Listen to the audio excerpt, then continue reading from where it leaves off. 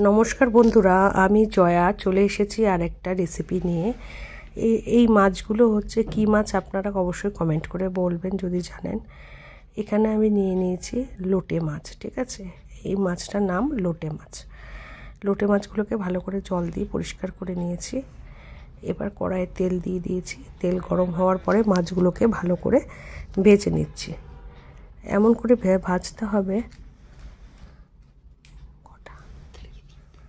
করে ভাজতে হবে, যাতে মাছগুলো ভাজতে ভাজতেই একদম গুঁড়ো হয়ে যায়।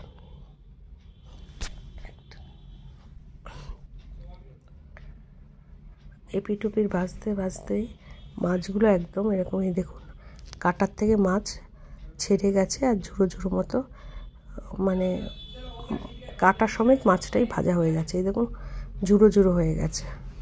এটা বোঝাই যাচ্ছে না যে এটা আদৌ কি মাছ ছিল কি না, কোনো মাছ না অন্য কিছু, বোঝাই যাচ্ছে না।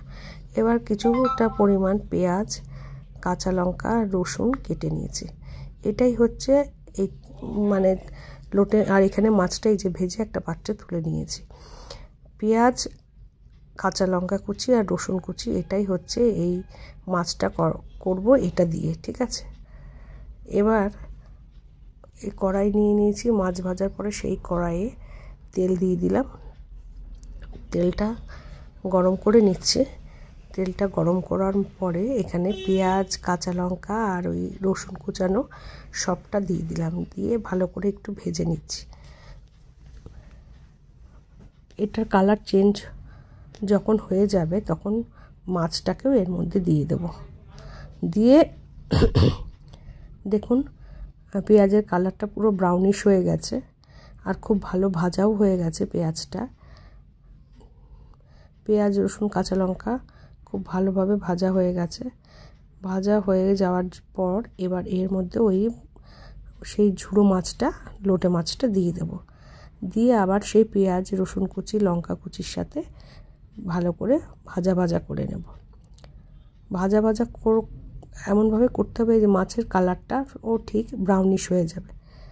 যখনই ব্রাউনিশ হয়ে যাবে এবং দলা পাকিয়ে আসবে তখনই বোঝা যাবে যে মাছের মানে লোটে মাছের ঝুড়োটা পুরো রেডি হয়ে গেছে। অনেকে লোটে মাছ অনেকে অনেক রকমভাবে রান্না করে, কিন্তু আমি এই লোটে মাছের এই ঝুড়োটাই আমি বেশি প্রেফার করি।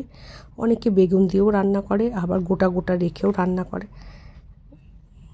আমি এরকম ঝুড়ো খেতে বেশি পছন্দ করি। আর একটু ভাজা ভাজা হয়ে গেলে এটা নামিয়ে দেব। মোটামুটি রেডি হয়ে গেছে, দেখতেই পাচ্ছেন। এটা দিয়ে এক থালা গরম ভাত খাওয়া হয়ে যায় নিমেষে। ভিডিওটা ভালো লাগলে লাইক, কমেন্ট, শেয়ার করে দেবেন।